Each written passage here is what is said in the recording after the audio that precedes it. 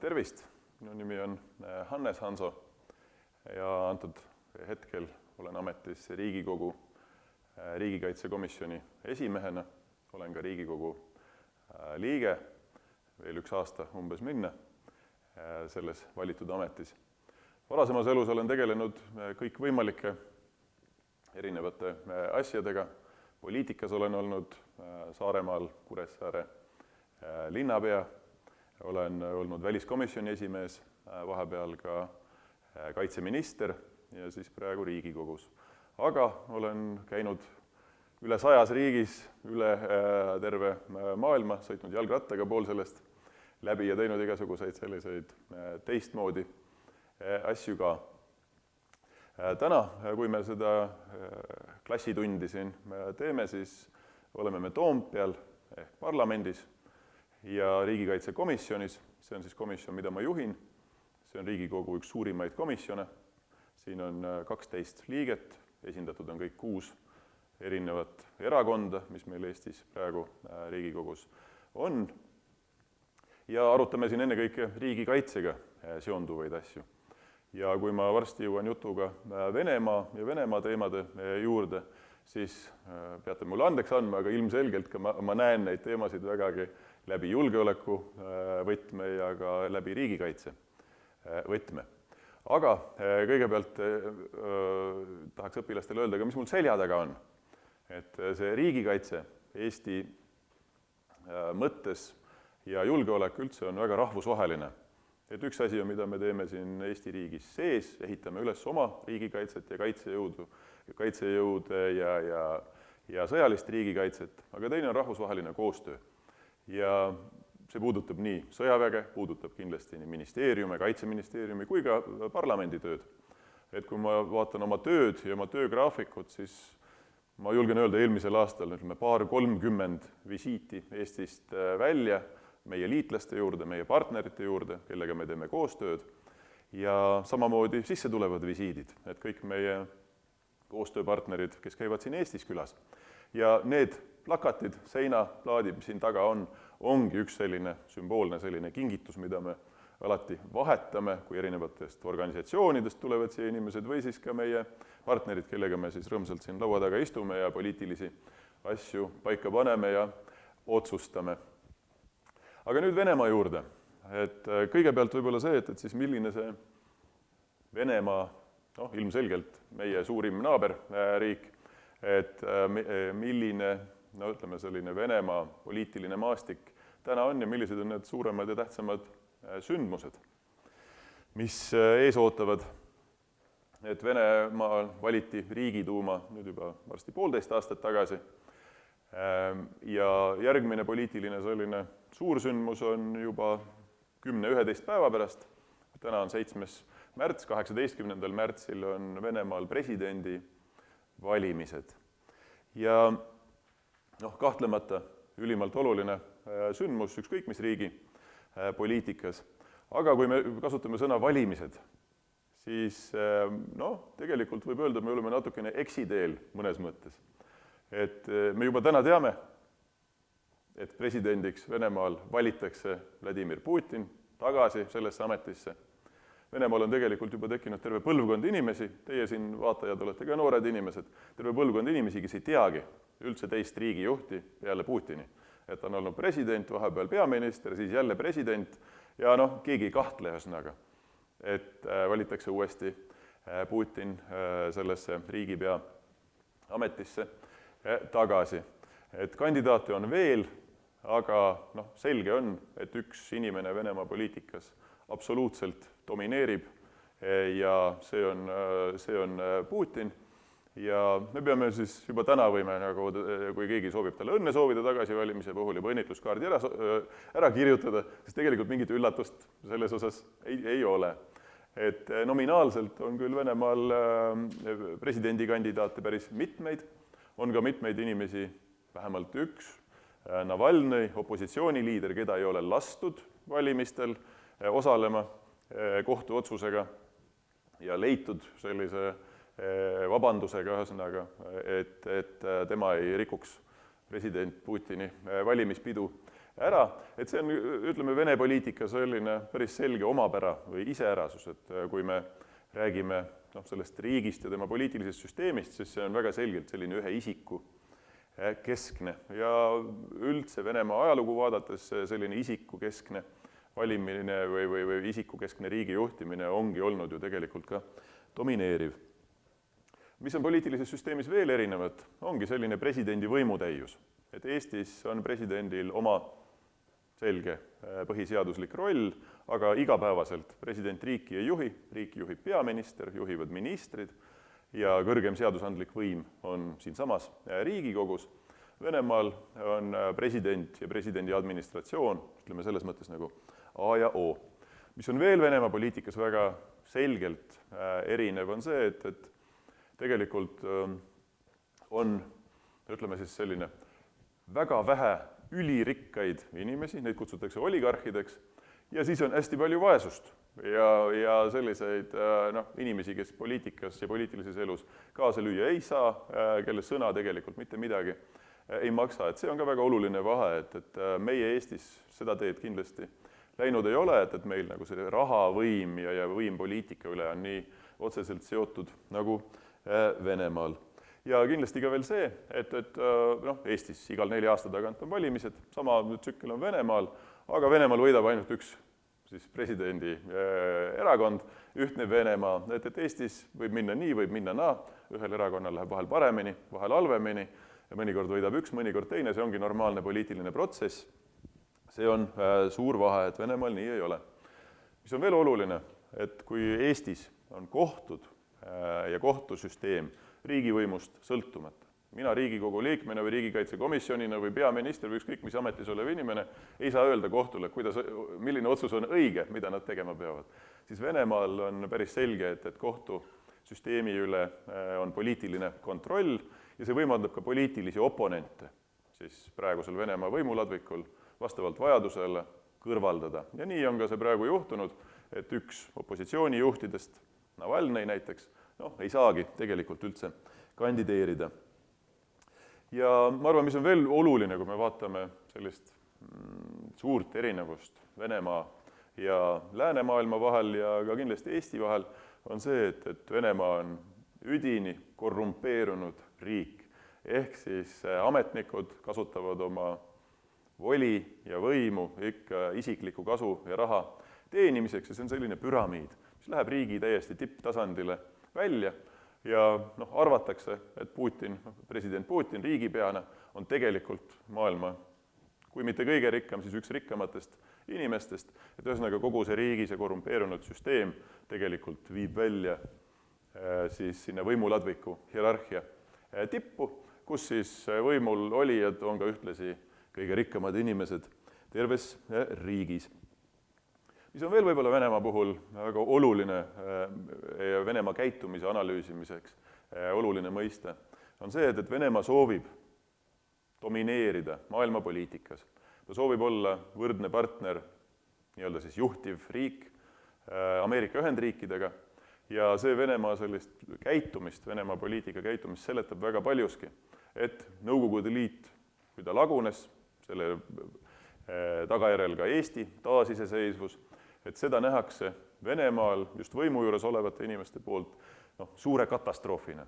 Et nad olid maailmariik, suur võim, järsku kõik see lagunes neil käest.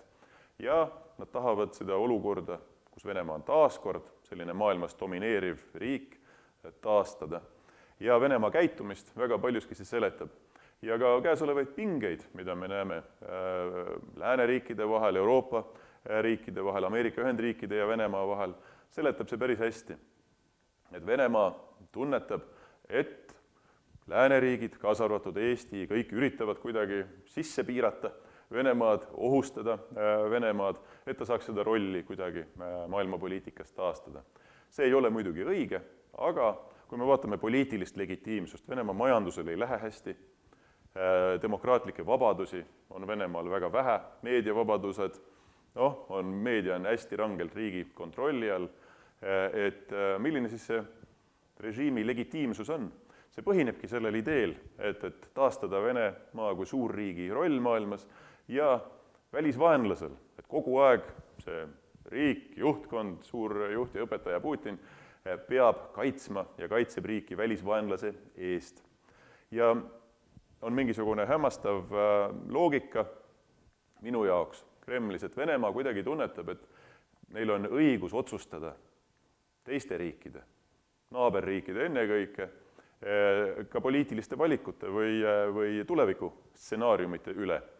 Noh, näiteks Venemaa oli väga raevukalt vastu sellele, et Eesti ja Läti ja Leedu ja teised Ida-Euroopa riigid ühineksid NATO-ga. Neil ei ole küll mitte mingisugust juriidilist õigust seda teha, sellegipoolest nad arvavad, et see on nii.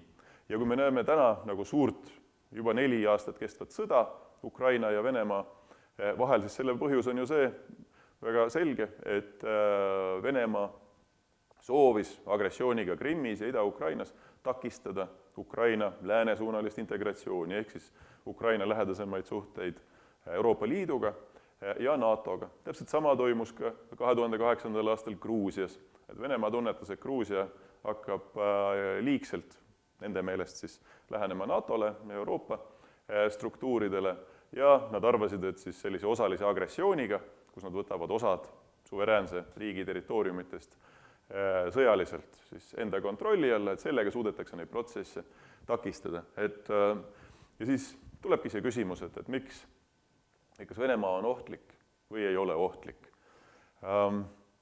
Nii ja naa, et ma arvan, me oleme päris hästi suutnud reageerida sellele, mida Venemaa on teinud, sest see ei ole aktsepteeritav, et maailma kõige suurem riik, suure rahvaarvuga riik, tuumariik, ÜRO Julgeolekunõukogu liige, võtab lihtsalt ette ja arvab, et neil on õigus oma väiksemaid naaberriike kas tervikus või siis mingisuguses osas lihtsalt okupeerida, illegaalselt, nii-öelda ebaseaduslikult annekteerida. See ei ole tänapäeva maailmas okei.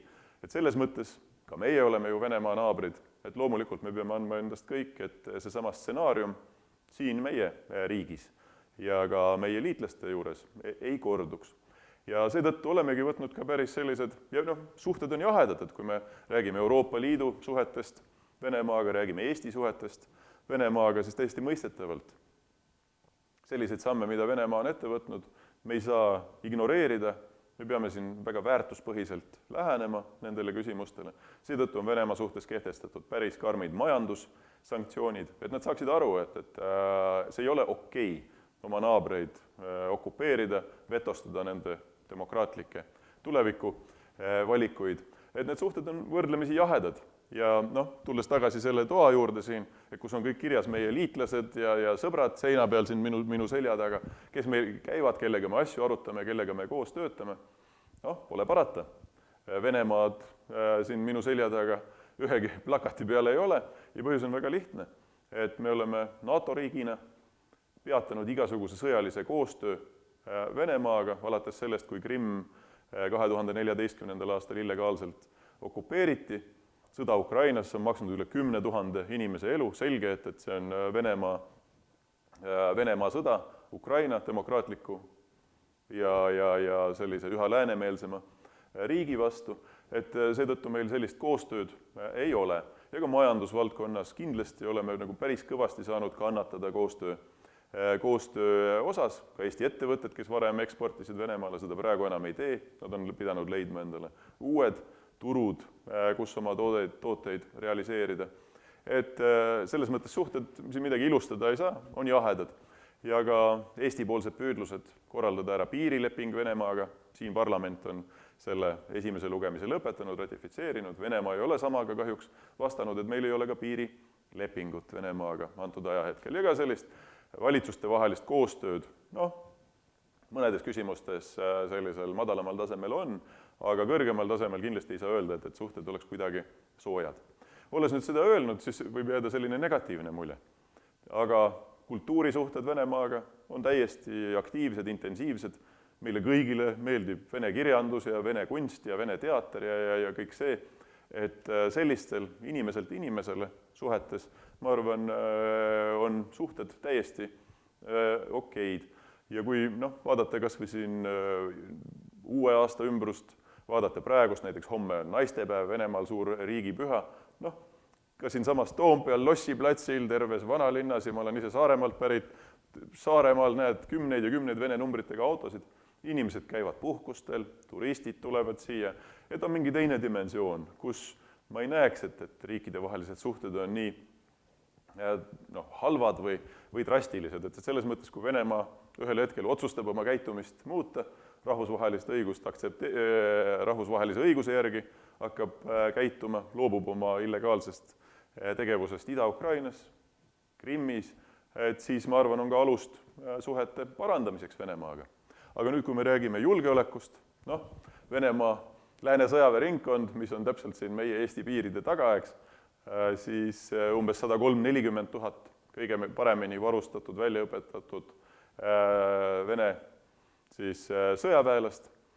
Üsnagi oleme jälginud nende õppusi, mida nad teevad. Selge on see, et nad ei õpi ja ei harjuta ainult oma riiki kaitsma, vaid ka sealt võib välja lugeda selgelt selliseid agressiivseid elemente, et me peame olema valvel ja seda me olemegi koos oma liitlastega. Et Eesti kaitsevägi ise, nüüd on meil ka kohal siin NATO jõud, Suurbritannia, Prantsusmaa ja Taani, kelle väed on siin selleks, et Venemaa saaks aru, mingit naljategemist ei ole.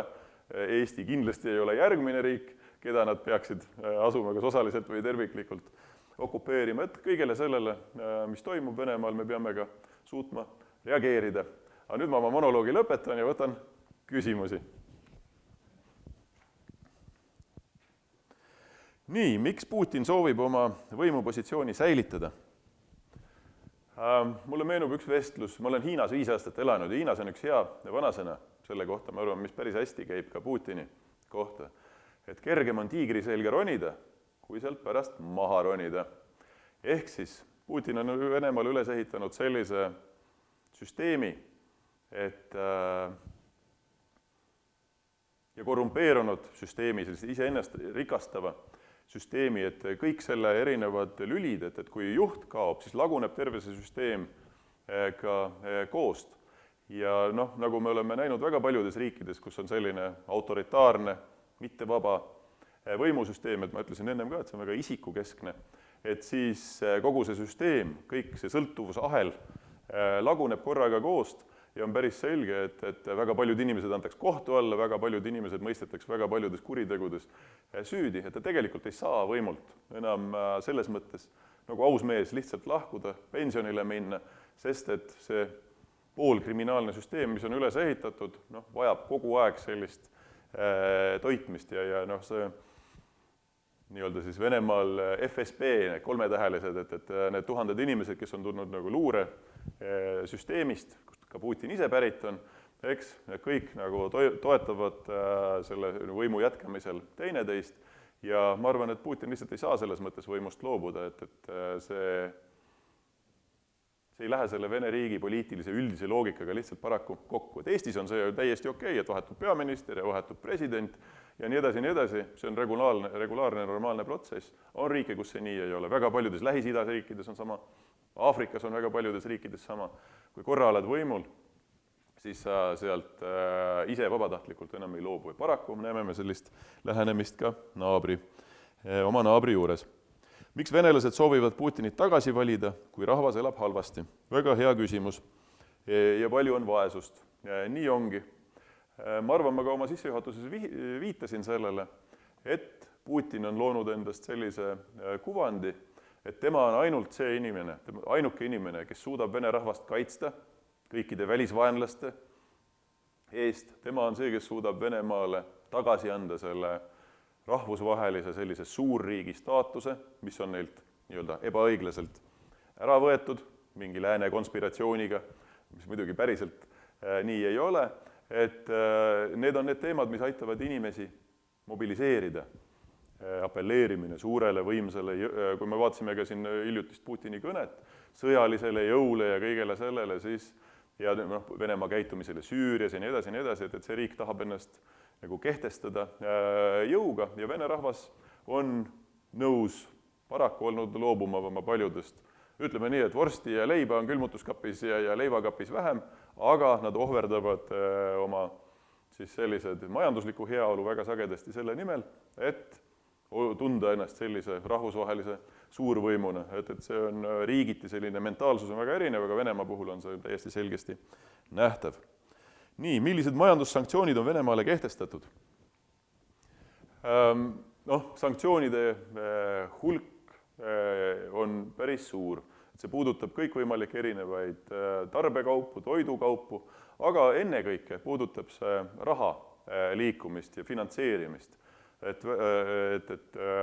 Nagu Vene ettevõtted, eriti need, mis on seotud siis kaitsevaldkonnaga, kõige sellisega, strateegiliste tööstustega, ka nafta ja gaasi ja kõige sellega, et nad ei saaks rahvusvahelist finantseeringut. Ehk siis neid sanktsioone on väga erinevaid, väga palju, see puudutab täiesti relvatööstust, mingisugust koostööd enam lääneriikide ja Vene relvaettevõtete vahel antud ajahetkel olla ei saa, nii et sanktsioonide ring on lai, aga see ei tähenda, et üldse kaubavahetust ei puutu. Aga keegi, kes läheb Narva piirile või on Luhamaa piiril, eks, iga päev näeb, kuidas ikkagi kaubad liiguvad ja nii edasi, et see ei ole mingi 100% sanktsioonipoliitika. Aga see eesmärk on, et Venemaa tunnetaks, et nad ei tohi karistamatult rahvusvaheliselt käituda. Küsimus, miks mind huvitab välispoliitika? Jaa, see valdkond on mind huvitanud ausalt öelda koolipoisist saadik väga. Kogu aeg istusin kodus ja kuulasin Ameerika häält ja Vaba Euroopat ja vaat ei tea, miks inimesi. Mind huvitab väga üldse maailmas ringi liikumine, käimine. Ma olen 9 aastat elust kokku olnud Aasias, elanud umbes 8 aastat Suurbritannias, Rootsis, Austraalias, Hiinas 5 aastat. Ja ma olen ka ülikoolis õppinud poliitikat, et mõnel inimesel on lihtsalt selline kutsumus. Et ma ei oska täpselt öelda, aga see huvi on väga varasest ajast ja ma peaksin seda ka enda hobiks, tõesti. Ja ma teen ka mitu korda kuus välismääraja saadet Kuku raadios näiteks, kus ma saan analüüsida rahvusvahelist poliitikat, kui aega on, kirjutan nendel teemadel. Et minu jaoks maailm ei ole ainult see, mis meil on siin kodus, meie ümber, vaid on palju suurem. Ja see tõesti erutab ja huvitab mind ja ma arvan, ka oma ülejäänud elu tahaksin nende teemadega tegeledes veeta. Nii, mida suurt veel Venemaal sellel aastal võib juhtuda? Kas on plaanis suurkohtumisi või muud? Ma ei tea, et oleks plaanis suurkohtumisi Eesti ja Venemaa juhtkonna vahel. Ka lääneriikide suhted Venemaaga on üsnagi jahedad, nagu on öeldud teiste, ma mõtlen siis meie nagu Euroopa liitlaste või Ameerika Ühendriikide suhted. Aga Venemaal toimub, ma arvan, rahvusvaheline tõsine suursündmus, jalgpalli maailmameistrivõistlused, väga oluline sündmus väga paljude inimeste jaoks. Ma ise mingi tohutu jalgpallifänn ei ole, aga kindlasti tõmbab see päris palju maailma tähelepanu Venemaale. Ja ma usun, et ka Venemaa proovib ise, nüüd kui presidendivalimised varsti möödas on ja Putin oma uue mandaadi kätte saab, võib-olla vähemalt selle jalgpalli maailmameistrivõistluste ajaks ka rahvusvaheliselt näidata sellist natukene pehmemat ja vähem agressiivset nägu. Eks mismoodi see täpselt välja paistab, seda me saame näha, aga ma ütleks, Venemaa mõistes on see kindlasti üks tõsine suur sündmus, mis meid ka lähiajal ees ootab ja kõik, kes siin vaatajate hulgas praegu on jalgpallifännid, et saate siis jälgida just neid võistlusi, mis toimuvad Venemaal. Nii, mina tänan kõiki vaatajaid, loodan, et teil oli huvitav, minul oli väga tore siin teie ees igatahes täna seista. Ilusat päeva jätku!